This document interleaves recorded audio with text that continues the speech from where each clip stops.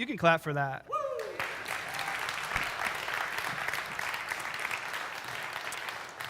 In June, I decided I want to do a series on community.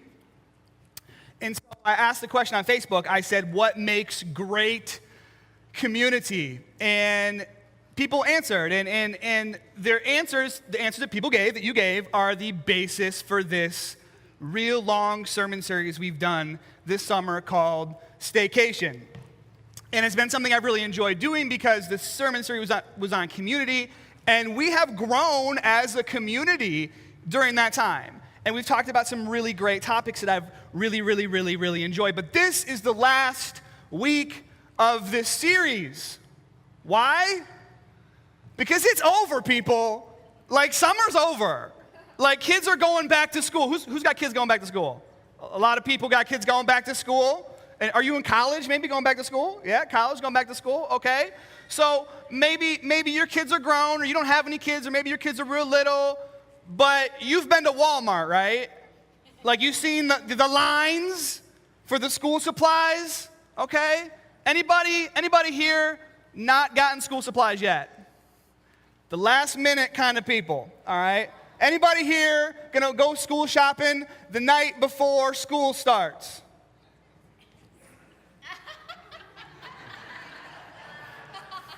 This lady right here. But you also know about maybe going school shopping, right? Anybody go school shopping?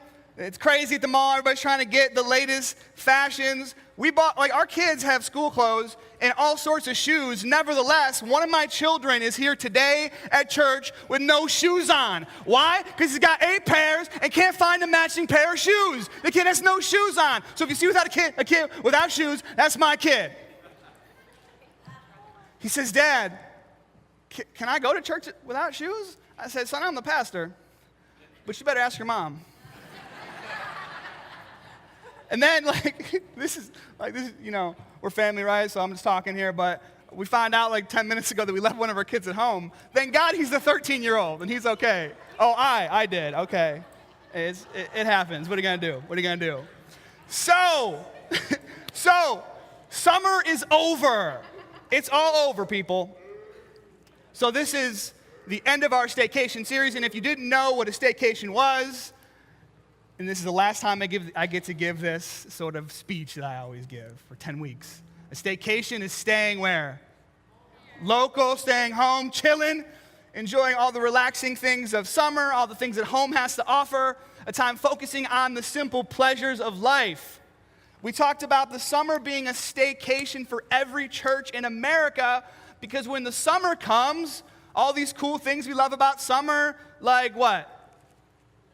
The beach and baseball and warm, humid, sticky weather.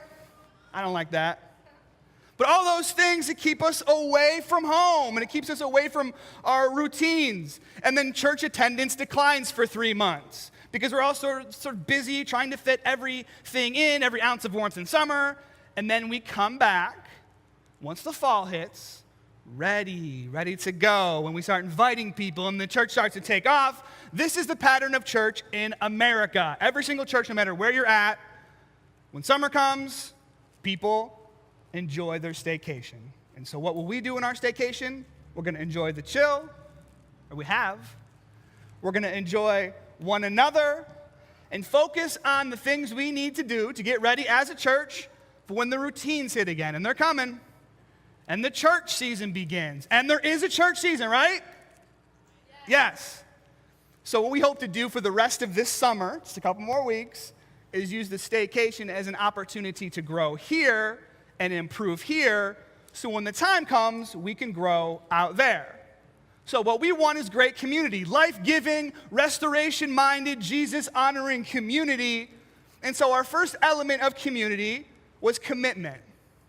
And the second element of community was celebration. The third was prayer. The fourth topic was boldness. And then we talked about reconciliation. You hated that one, remember? And then accountability. 2 weeks ago, we had our baptism service. And last week, we talked about the Bible as this source of spiritual nourishment. And this week, we're going to talk about maybe the most critical element of God-honoring community. Grace. And I know you're thinking, Pastor, we've heard you talk about grace time after time after time, probably 20 times, 30 times. So why are we having another sermon about grace? Well, first of all, you asked for it. You were the one who answered the poll and said we want to talk about grace. But grace is the foundation of our faith. So it's impossible to talk about grace too much.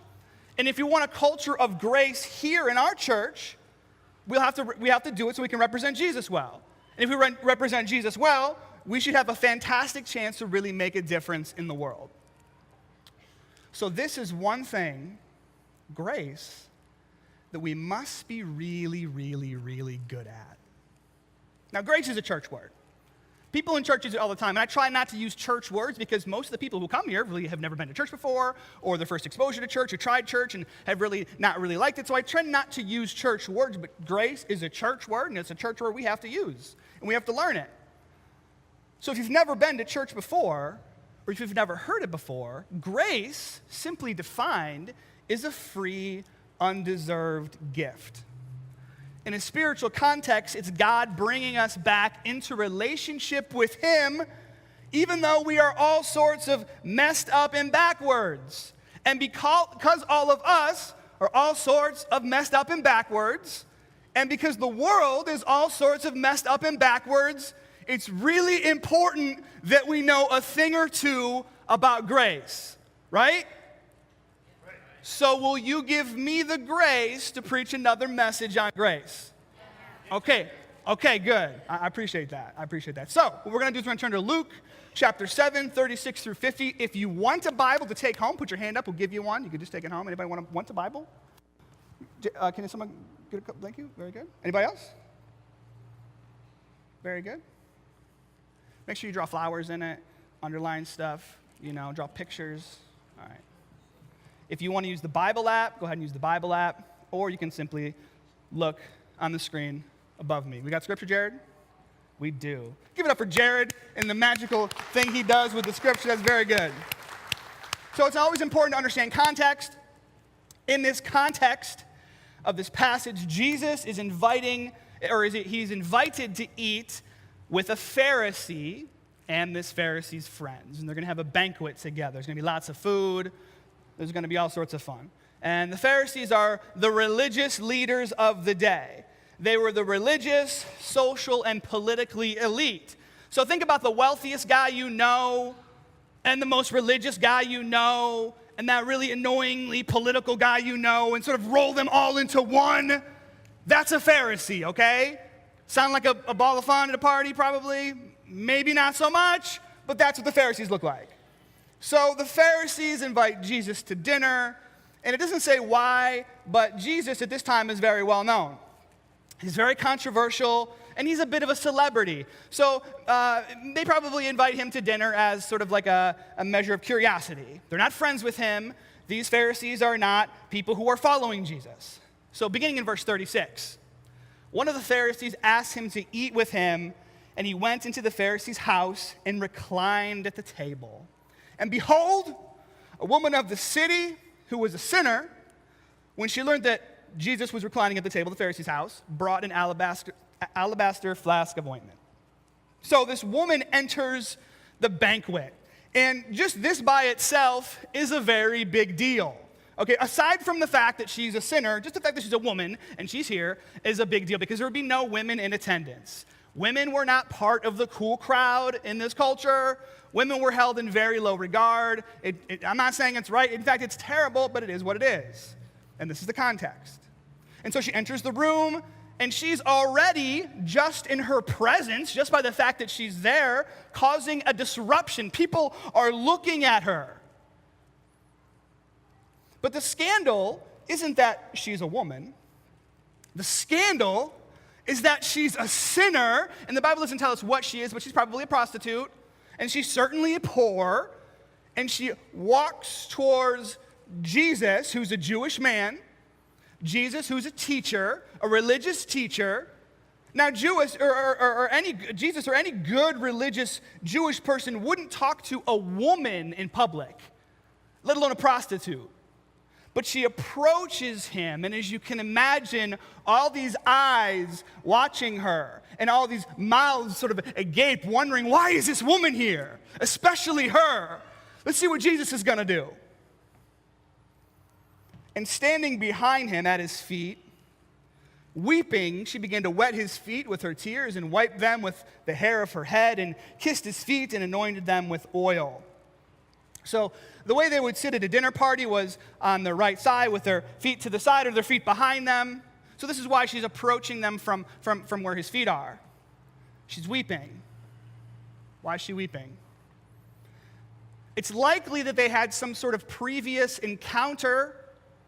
Maybe she heard his teaching, maybe in the countryside, maybe she had a personal encounter with him, but she was moved by him, and so her tears are probably tears of gratitude and tears of joy. And we don't know how this happened, how this encounter happened, but here she is washing his feet with her tears and drying them with her hair. Again, this is something very controversial because a woman wouldn't let her hair down. She wouldn't expose her hair in public, especially to a man. But you can see in the scene that she's very emotional. She's obviously crying a lot and she wants to honor him. So she's caught up in the moment. She lets her hair down. She don't care. And she's kissing his feet. She's kissing his feet as a sign of humility and submission. And sometimes we think about submission as a very negative thing, and it can be. But in this context, it's a measure of respect like you would see, like you'd give a king or someone who had great prestige. And then what she does is she gets this fragrant, expensive oil, okay? And this woman's a prostitute, she doesn't have any money. This is probably the most precious thing that she owns. Maybe it was given to her by a relative or a grandma. It was sitting on her windowsill for maybe 20 years, who knows? But she thinks it's appropriate to bring this and anoint Jesus' feet with it. Now, there's all sorts of cultural nuances here, but the bottom line is this woman is showing a great deal of love, reverence, and respect for Jesus.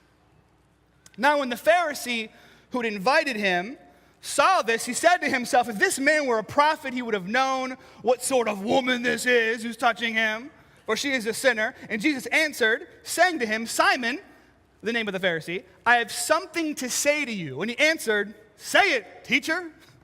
Come on, preacher, what you got to say?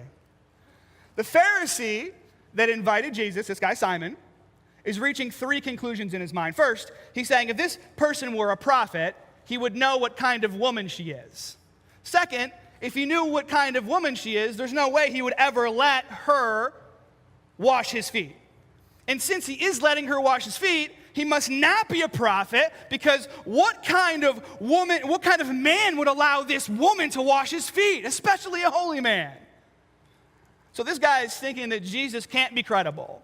He is no prophet. He is no religious man. He is no teacher that we should be paying attention to, because she is a prostitute who has no business hanging out with a true religious figure, a true prophet. So Jesus, in the middle of this great banquet, he knows this Pharisee, what he's thinking, and there may have been 30, 40 people, but Jesus knows this guy's thinking something. So he looks at the guy and says, hey, Simon, I know what's on your mind. Can I tell you a story? Can I tell you a story? Simon, can I tell you a story? And Simon's like, all right, preacher. And Jesus says, a certain moneylender had two debtors. One owed 500 denarii and the other 50. When they could not pay, he canceled the debt of both. Now, which of them will love him more? What do you think the answer is? The one who had a big debt or the one who had a little debt? Big debt, right? You guys got this. That's good. So Simon answered, the one, I suppose, for whom he canceled the larger debt. And he said to him, Jesus said, you have judged rightly. I love how the Pharisee says, I suppose. He's answering begrudgingly because he knows what's about to happen. He knows Jesus is about to drop the mic on him, okay? You know who hated Jesus the most? It was the sound guy, because Jesus is dropping mics like crazy all over the place. All over the Bible, it's mic dropping city. You know how much those microphones cost? Peter, where you at? Pete's like, they're expensive.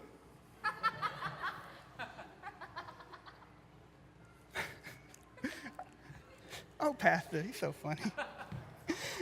Then, turning toward the woman, he said to Simon, do you see this woman? turning towards the woman, he said to Simon, do you see this woman? I entered your house.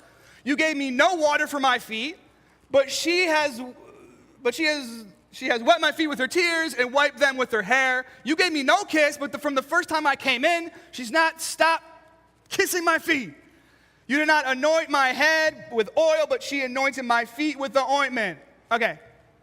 In ancient Palestine, there were 3 courtesies that should always be respected and offered to guests. First was a kiss. Now, that seems super weird to us, but it was a sign of friendship and affection. You know how you do like a hug or a high five or a handshake? Well, that was the kiss. Okay? So what I want you to do is next time you go give your bro a high five, be like, psych, and move in. And you say, look, holy kiss, that's in the Bible. All right? That's how we say hello. Don't do that. Now, I don't know, September 17th, we're going to have our launch anniversary here. We're going to have a big old party. It's going to be real special. And we're going to have some new branding stuff and some new, maybe some banners and stuff like that. And another wrinkle we're going to throw in is the greeters are going to start now kissing people as they come in. Is that cool? Ain't nobody kissing my wife but me, okay? We are definitely not going to do that. So the first courtesy is a kiss. The second courtesy was a foot washing. Roads were very dirty. They were filthy. You had open-toed shoes. There was animal feces all over the roads, animal urine, dust. So when you went to a place to eat, your feet were covered in mud and dirt. And so it was courteous for someone to either have a servant wash your feet or at least a bucket so you could wash your own feet. And the third courtesy is oil. Why? Because the sun is hot. You're sweating. You're not looking good, you're smelling bad. And so when you'd come into a home, they'd offer oil to pour on your head to refresh you, to make you smell better.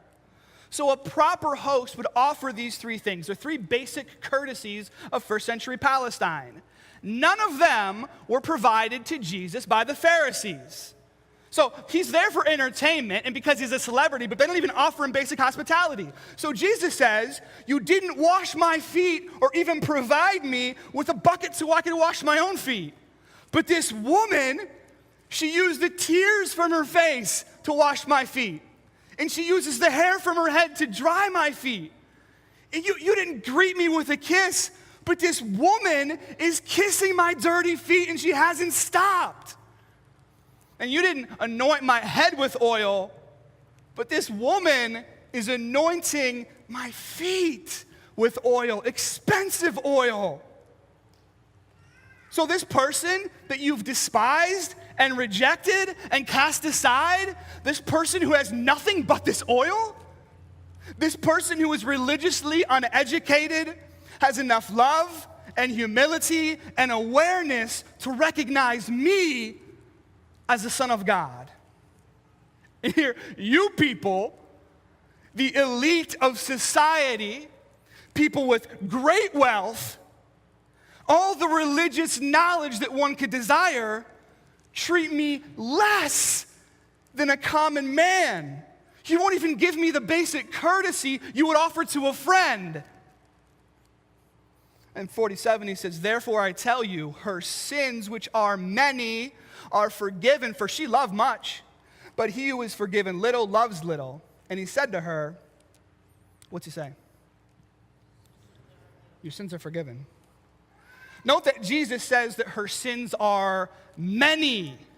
So the Pharisee calls her a sinner, but Jesus says she has many sins. The Pharisee is uncomfortable with her because she's a sinner. He's thinking about one sin. Jesus says, nah, she's a sinner with many sins. It's far worse than you can even imagine. You're thinking about 1 or 2. I'm thinking about 1,000,000. I can see them all. And yet, her sins are forgiven. Her sins are forgiven because she had faith, and faith resulted in these acts of love. She has many sins, and she knew it. So she believes in faith, and the result was her walking in boldness into this imposing room. Can you imagine that? That walk into that room with all these men who were judging her, with these religious hypocrites who were going to cast her aside. But she walked in boldness because she wanted to see and serve and love Jesus. But the Pharisees, they didn't think they were sinners.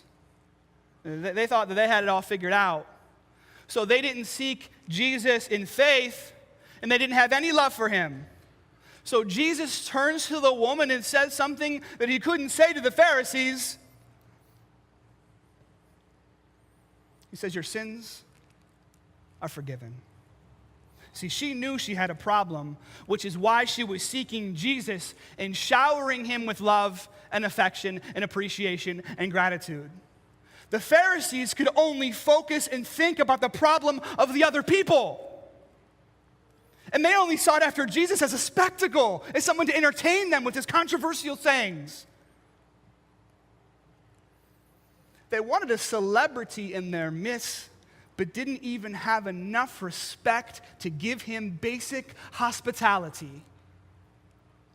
So, of course, when Jesus says to the woman, your sins are forgiven, there was all sorts of controversy in the room. It says in 49 that then those who were at the table with him began to say amongst themselves, who is this who even forgives sins? Only God can forgive sins. Who does this guy think he is? Now, Jesus, he don't care about no controversy. He just keeps moving.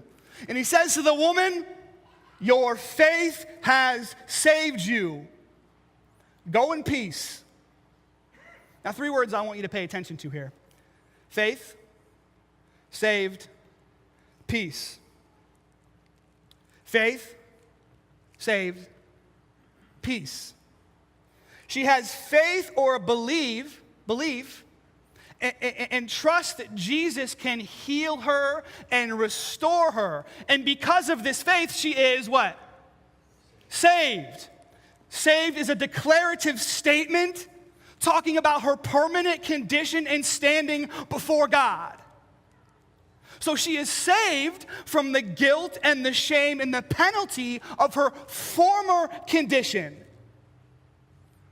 And because she is saved, she has what? Peace. Peace is a condition of joy and contentment, knowing that she is secure in God's love and in a permanent state of security and love. Faith, saved, peace. Faith, saved, peace. These are the words that Jesus would use. I wonder what words we would use. If it were up to us, I think we would have some bargaining words. We would say something like, because you have faith, you'll be saved and you'll have peace as long as you stop sinning, woman. Or, if you have faith and can prove it by not sinning anymore, then you will be saved and have peace. That's what the Pharisees expected Jesus to do because that's the way they lived. And if we're up to them, this woman would never have a chance. Now, it's not that Jesus didn't want this woman to get her life together. I think, for me, that's implied in the directive to go out and go in peace because prostitutes don't live in peace. That is not a peaceful lifestyle, okay? You got to stop that if you want to live in peace. So Jesus certainly wanted this woman to turn her life around, but that is the result, not the qualification. Faith, saved, peace. Notice Jesus doesn't give a timeline. He doesn't say if you have faith, then you'll be saved, unless you are still sinning in 3 months or 10 years, then I'm going to be like, psych, I'm taking it back, ha! He doesn't say that. That's not in there. She has faith. She's saved. She's given a blessing and a directive to go live in peace. This has nothing to do with good behavior. I don't want you to trust me on this. I know I'm standing up here, but I want you to read it for yourself. And what you're going to come back with is this grace, this salvation has nothing to do with good behavior. There's no bargaining. Jesus gives her the directive to live in peace, which includes changing her life. Listen, which includes, hear me, which includes changing her life but her restoration is not contingent upon her changing, right? Right? Restoration happens first, which enables her to change. You understand? Restoration happens first, which enables her to change. Now, this for me is the perfect depiction of this concept that the Bible calls grace. The reason that we have to keep talking about it is because it's very difficult to understand and even harder to apply to our lives. Because what it's saying is that I can do almost everything wrong and still be restored back to God in relationship based on his love for me and my faith in him. And this has nothing to do with my works or my knowledge or my good deeds. And this is so difficult to wrap our minds around because we don't experience this transaction anywhere else in life. Relationships, jobs, education, what's that based on? Performance. Everything we do is based on performance. You get things because you earn them. Jesus is telling us we get the ultimate thing that we want, restoration back to God, relationship with God, based on his love for us and our willingness to believe in him. And this has nothing to do with how we perform. Is it hard to understand? Yeah, it is. Nothing to do with how we perform. But it's true. You can read it. Don't take my word for it. Read it yourself. Nothing to do with how we perform. This is incredibly difficult to understand because even when we think we know it, we don't get it right. We mingle our world and our experiences and our understanding of grace, and it comes out distorted. Like we put our own bent on it. It becomes God's grace, and our interpretation, they become something else. Because for many of us, we expect change to come before grace.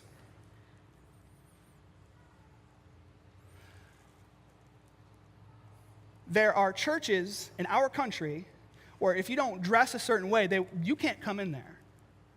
And if you have some well-known sin in your life, they won't let you in, okay? Now, I know this goes on Facebook and people watch this stuff. If you're in that kind of church, you better go because Jesus wouldn't preach there. If you pastor that kind of church, you better find somewhere else to go because Jesus wouldn't pastor that. You're not honoring Jesus in the way that you lead. Grace first, then change. Jesus always gave grace first, then the expectation for change.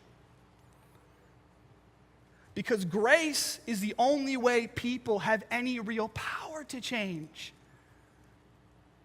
She would be motivated to change because of Jesus' love and mercy for her, because she became saved and then could live in peace. Peace doesn't come before salvation. Peace doesn't come before grace.